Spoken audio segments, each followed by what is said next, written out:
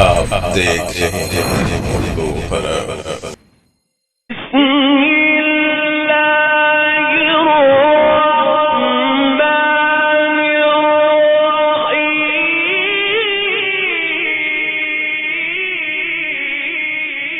رہبانیت کسے کہتے ہیں؟ رہبانیت سے مراد کیا ہے؟ رہبانیت سے مراد بے رغبتی اور کنارہ کشی ہے، اصطلاحاً نفسیاتی لذات سے دستبردار ہونا اور دنیاوی فرائض سے کنارہ کشی کی راہ اپنانا۔ انسان جب رہبانیت کے راستے پر نکلتا ہے تو اپنے بیوی، بچوں اور دیگر دنیاوی معاملات سے قطعی طور پر دستبردار ہو جاتا ہے، سماجی ذمہ داریوں سے راہ فرار اختیار کرتے ہوئے جنگلوں اور ویرانوں کا رخ کرتا اور بیوی، بچوں اور معاشرتی زندگی کی دیگر مصروفیات سے منہ موڑ کر غاروں کی خلوتوں اور جنگلوں کی تنہائیوں میں ڈیرا لگانا اور وہیں رہ کر عبادت و مجاہدہ بلکہ نفس کشی کے ذریعے وسائل حق کی جستجو کرنا رہبانیت ہے۔ قرآن کے روح سے یہ طرز زندگی حق کے متلاشیوں نے خود اختیار کیا تھا، ان پر فرض نہیں کیا گیا تھا۔ ارشاد ربانی ہے سورۃ الحدید آیت نمبر 27، اور رہبانیت یعنی عبادت الہی کے لیے ترک دنیا اور لذتوں سے کنارہ کشی کی بدعت انہوں نے خود ایجاد کر لی تھی، اسے ہم نے ان پر فرض نہیں کیا تھا، مگر انہوں نے رہبانیت کی یہ بدعت محض اللہ کی رضا حاصل کرنے کے لیے شروع کی تھی۔ ناظرین محترم، اسلام میں رہبانیت کا کوئی تصور نہیں ہے، جیسا کہ ایک حدیث مبارکہ میں حضور نبی کریم صلی اللہ علیہ وآلہ وسلم نے ارشاد فرمایا، لا رہبانیت فی الاسلام، اسلام میں کوئی رہبانیت نہیں ہے۔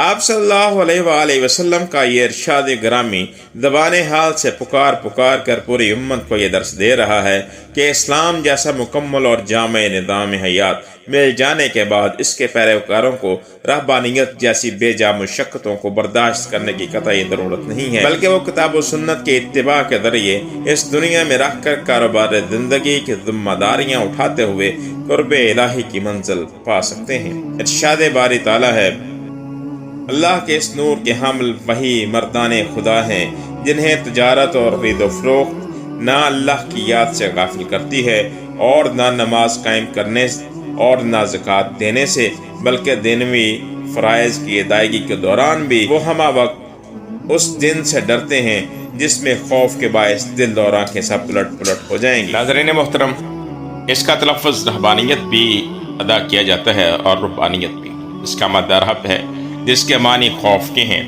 رہبانیت کا مطلب ہے مسلک خوف زدگان، اصطلاحاً اس کے معنی ہیں کسی شخص کا خوف کی بنا پر، قطع نظر اس سے کہ وہ کسی کے ظلم کا خوف یا اپنے نفس کی کمزوریوں کا خوف، تارک الدنیا بن جانا اور دینوی زندگی سے بھاگ کر جنگلوں اور پہاڑوں میں پناہ لینا یا گوشہ ہائے تنہائی میں جا بیٹھنا۔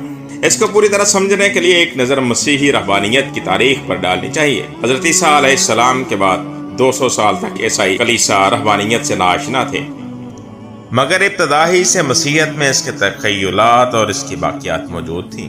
ترک دنیا کو اخلاقی آئیڈیل قرار دینا اور درویشانہ زندگی کو شادی، بیعہ اور دینوی کاروبار کی زندگی کے مقابلے میں اعلیٰ و افضل سمجھنا ہی رہبانیت کی بنیاد ہے۔ ناظرین محترم، بعض لوگ اصحاب کہف کو بھی اور اس پورے واقعے کو بھی رہبانیت سے تشبیہ دیتے ہیں، جبکہ حقیقت یہ ہے کہ انہوں نے اپنے بادشاہ کے ظلم سے تنگ آ کر اس غار میں پناہ لی تھی۔ اس کا مکمل ذکر سورہ کہف میں موجود ہے۔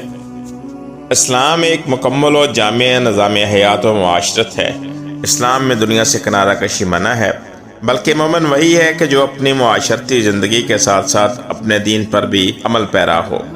قرآن پاک اور احادیث میں جا بجا اپنے گھر والوں سے حسن سلوک کی تاکید کی گئی ہے۔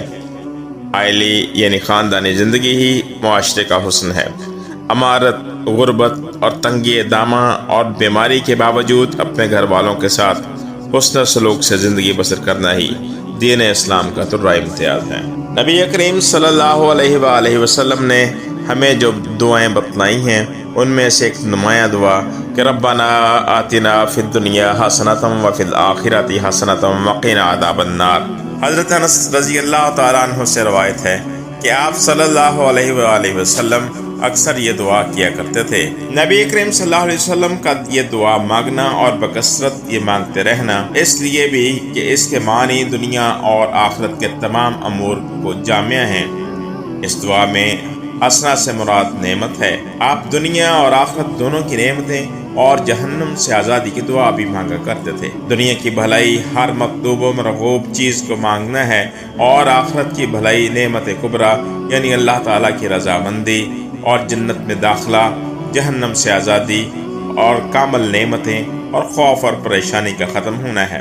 اور جنتیوں کے لیے سب سے بہترین نعمت اللہ تعالیٰ کا دیدار ہے۔ دعا ہے کہ اللہ تعالیٰ ہمیں دین اسلام پر کامل طریقے سے عمل پیرا ہونے کی توفیق عطا فرمائے، اپنے گھر والوں سے حسن سلوک کی توفیق دے، اور عبادت اور ریاضت اسی طرح کرنے کی توفیق دے کہ جس طرح ہمیں دین میں بتلایا گیا ہے، اور جس کا عملی نمونہ رسول اکرم صلی اللہ علیہ وآلہ وسلم کی ذات اقدس ہے۔